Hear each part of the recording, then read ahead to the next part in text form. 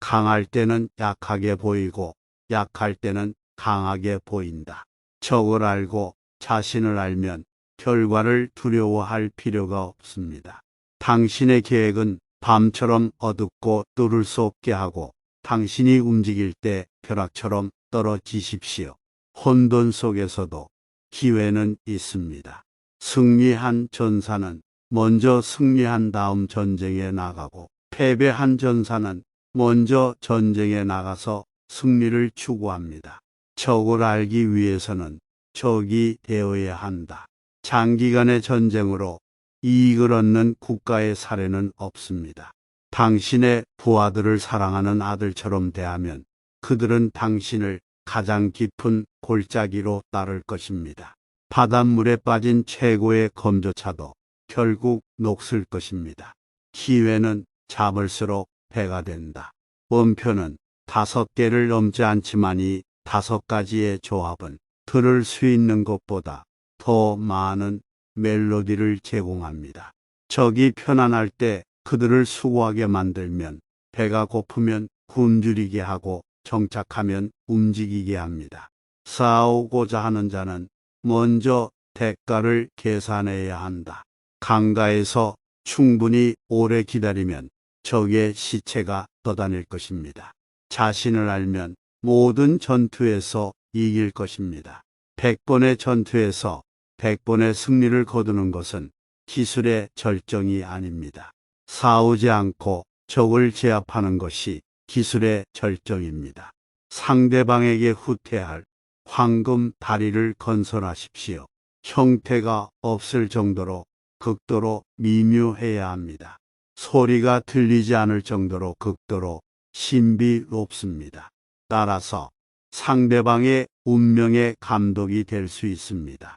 모든 비밀은 적을 혼란스럽게 하여 우리의 진정한 의도를 파악할 수 없도록 하는 데 있습니다.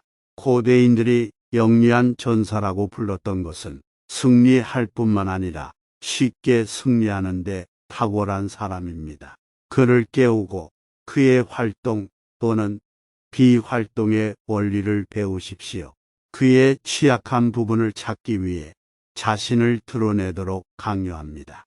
당신은 자신을 믿어야 합니다. 마음이 기꺼이 한다면 육체는 많은 것 없이 계속될 수 있습니다. 공격은 방어의 비밀, 방어는 공격의 계획입니다. 작은 힘으로 큰 결과를 얻을 수 있습니다. 움직이기 전에 숙고하고 숙고하십시오. 바르면 살아남고 빠르지 않으면 죽는다. 궁극의 탁월함은 모든 전투에서 승리하는 것이 아니라 싸우지 않고 적을 물리치는 데 있습니다. 적과 자신을 모두 무시하면 위험에 처할 수 있습니다. 이 점이 보이지 않는 한 움직이지 마십시오. 얻을 것이 없으면 병력을 사용하지 마십시오. 위치가 중요하지 않으면 싸우지 마십시오.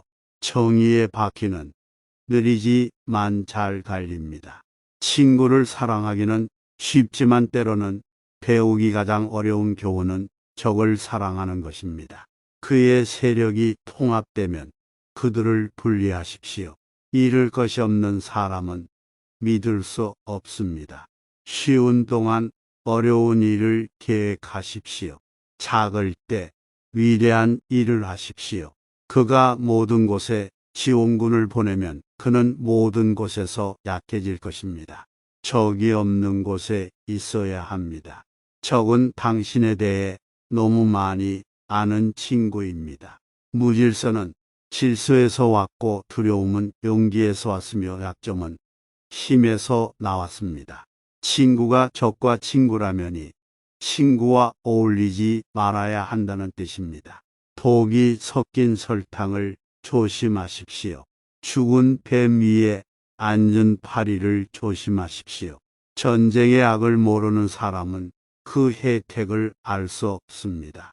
따라서 물이 일정한 모양을 유지하지 않는 것처럼 전쟁에서는 일정한 조건이 없습니다. 병사들을 당신의 자녀로 여기십시오. 그들은 당신을 가장 깊은 골짜기로 따를 것입니다. 그들을 당신의 사랑하는 아들로 바라보십시오. 전술적 성량을 달성할 수 있는 가장 높은 피치를 만드는 것은 숨기는 것입니다.